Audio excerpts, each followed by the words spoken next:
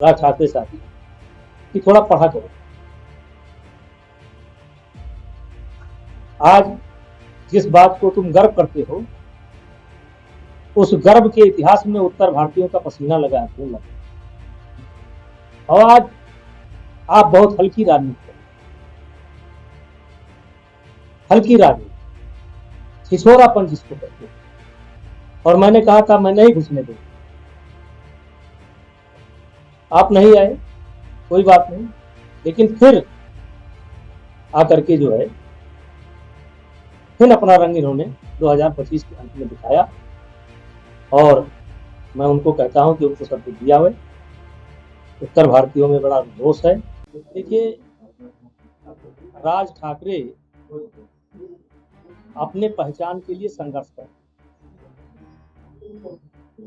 भाषा जोड़ने का काम करती है, तोड़ने का काम नहीं करती। राज ठाकरे को बताना चाहता हूं कि महाराष्ट्र का और उत्तर प्रदेश का या उत्तर भारतीयों का जो संबंध है वो आपके इस हरकत से रुकने वाला नहीं है। आपको पढ़ना चाहिए, आप शायद पढ़ते लिखते नहीं। छत्रपति शिवाजी महाराज को जब औरंगजेब ने बंदी बनाया था तो उनको कैद से छुड़ाने का काम आगरा के हमारे व्यापारियों ने किया था, यानी कि घड़ा बनाने वालों ने किया। तो इस अवसर पर मैं यही कहना चाहता हूँ राज ठाकरे साहब कि थोड़ा पढ़ा करो। आज जिस बात को तुम गर्व करते हो, उस गर्व के इतिहास में उत्तर भारतीयों का पसीना लगा है, खून लगा। और आज आप बहुत हल्की राजनीति कर,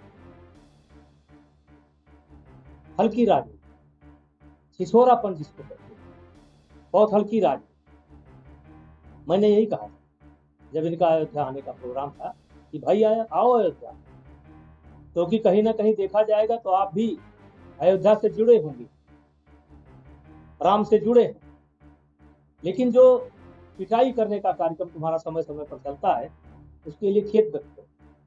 और मैंने कहा था मैं नहीं घुसने दूंगा, आप नहीं आए, कोई बात नहीं, लेकिन फिर आकर के जो है फिर अपना रंग इन्होंने 2025 के अंत में दिखाया। और मैं उनको कहता हूं कि उनको सब दिया हुआ। उत्तर भारतीयों में बड़ा रोष है। और अगर कोई भला आदमी आह्वान कर दे तो राज ठाकरे साहब आप जेल नहीं पहुंचे। उत्तर भारत के नौजवान इतने आक्रोश में कि अगर किसी ने आह्वान कर दिया कि चलो आओ चले राज ठाकरे से भेंट करें, तो जेल नहीं पहुंचे। इसलिए मैं बड़ी जिम्मेदारी के साथ बयान देता हूं कि राजनीति करो, लेकिन भाषा को, पंथ को, जात को, मजहब को आधार बना करके राजनीति करते। तो इस समय जो कुछ संत हमको दिखाई पड़ते हैं, जैसे प्रेमानंद, जैसे रितेश्वर महाराज, विद्यासागर, तो अपने राजन जी, कई संत ऐसे हैं जो बोलते हैं, तो हमें जो हम अपना समय इधर उधर बर्बाद करते हैं, क्यों ना उनकी बात सुने, सुनना चाहिए। नहीं नहीं नहीं, देखिए बागेश्वर बाबा का अपना एक है, अपना हिसाब किताब है, लेकिन उनका जरा नौजवान है, अभी जरा अभी कंट्रोल में कम। प्रेमानंद जी है, सब शांत हो चुके हैं। वो देखिए वो किसी के संज्ञान में नहीं। हम लोग भी इसी धरती पर रहने वाले हैं, आप भी इसी धरती रहने वाले हैं, वो किसी के संज्ञान में नहीं। ये बात आई, कानून उस पर जबरदस्त कार्रवाई कर रहा है, उत्तर प्रदेश सरकार जबरदस्त कार्रवाई कर रहा है। हम काम ही ऐसा करते हैं कि भाजपा वाले भी तारीफ करते हैं, सपा वाले भी तारीफ करते हैं। हम काम ही ऐसा करते हैं, हम समान दृष्टि से सबको देखते हैं। हम आलोचना भी किसी की करते हैं तो एक मर्यादा में रहकर करते हैं। देखिए, इससे एक बात निश्चित हो चुकी है कि राहुल गांधी और उनकी सहयोगी पार्टी बिहार में अपना हार मान चुकी है, वो तय कर चुके हैं कि हम हारने जा रहे हैं। इसीलिए पहले से ही डैमेज कंट्रोल में लग गए हैं, पहले से रास्ता ढूंढ रहे हैं कि हम जब चुनाव हारें तो ये बतावें कि मैंने पहले बता दिया था। मतदाता सूची में गड़बड़ी की गई, जबकि आप जानते हैं हर चुनाव के पहले विधानसभा हो या लोकसभा हो, मतदाता सूची का एक बार पुनरावलोकन होता है, मरे गिरे के नाम काटे जाते हैं, और ये कोई नई बात नहीं है। और जिस तरीके से, क्योंकि दूसरा सवाल आपका वही होने वाला है, जिस तरीके से पप्पू यादव को अपमानित किया गया, जिस तरीके से कन्हैया को अपमानित किया गया, ये दिखाता है कि रस्सी जल गई है लेकिन ऐठन नहीं गई है, साहब की ऐठन नहीं गई। साहब, बड़े साहब अपने आप को हिंदुस्तान का राजा समझते हैं, भले मोदी प्रधानमंत्री हो गए लेकिन अभी ऐठन नहीं गई है। और यही हाल लालू जी के बेटे का है, उनको भी ऐठन नहीं गई है, क्योंकि वो भी राजकुमार है, बिहार के राजकुमार है।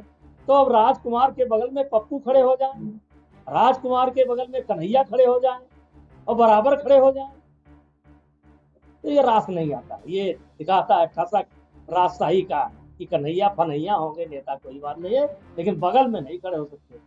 पीछे पीछे चलो।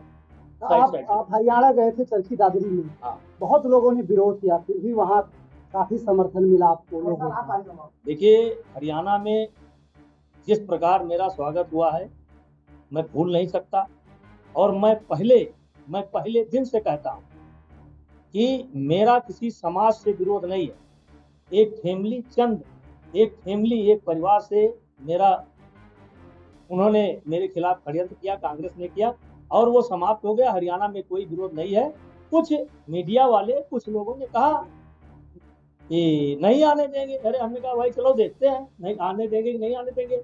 मैं अपनी सुरक्षा का कोई इंतजाम नहीं किया, हम अकेले गए थे। एक तरीके पायलट था और 2 लोग जो थे, एक करण का पीए था और 2 लोग जो हरियाणा के थे। हमने कहा कोई सुरक्षा लेकर नहीं गया।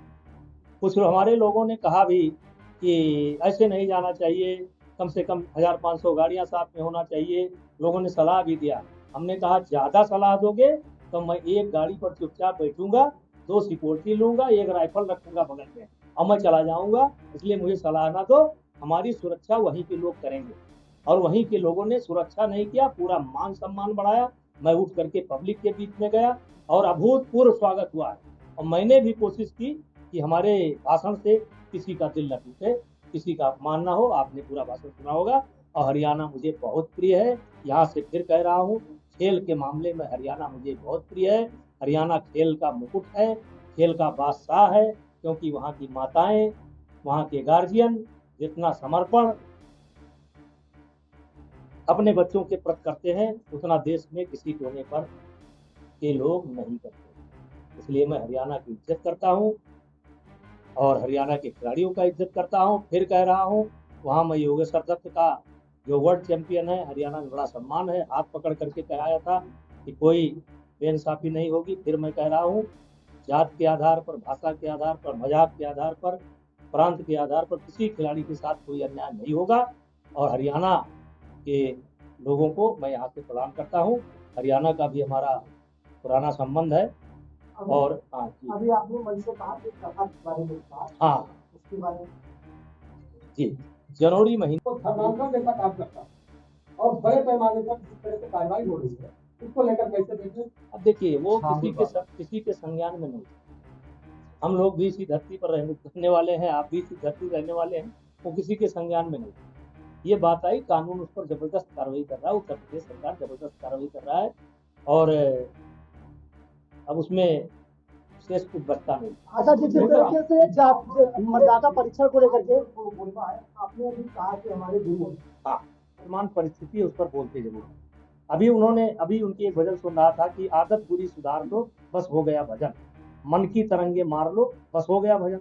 यही मैं विद्यार्थियों को संबोधित कर रहा था कि अपने मन पर विजय पा लो, बस भजन हो गया। मन पर ही तो विजय पाना है। तो इस समय जो कुछ संत हमको दिखाई पड़ते हैं, जैसे प्रेमानंद, जैसे रितेश्वर महाराज, जैसे ये अपना एक क्या नाम भूल गया है, हाँ, विद्यासागर जी, तो अपने राजन जी, कई संत ऐसे हैं जो बोलते हैं। तो हमें, जो हम अपना समय इधर उधर बर्बाद करते हैं, क्यों ना उनकी बात सुनना चाहिए। लेकिन उसी में एक संत है बागेश्वर बाबा। नहीं नहीं तीनों नहीं, देखिए बागेश्वर बाबा का अपना एक है, अपना हिसाब किताब है, लेकिन उनका जरा नौजवान है अभी, जरा अभी कंट्रोल में कम। प्रेमानंद जी है, सब शांत सोचते हैं। वो कह रहे हैं कि हम गजवाए हिंद गजवाए चलाएंगे। हिंद जो चलाने की बात हो रही, तो अब उन्होंने कहा देखिए भगवाए हिंद। आप किसी भी देखिए हमने, चलिए उनका भी सुना करिए।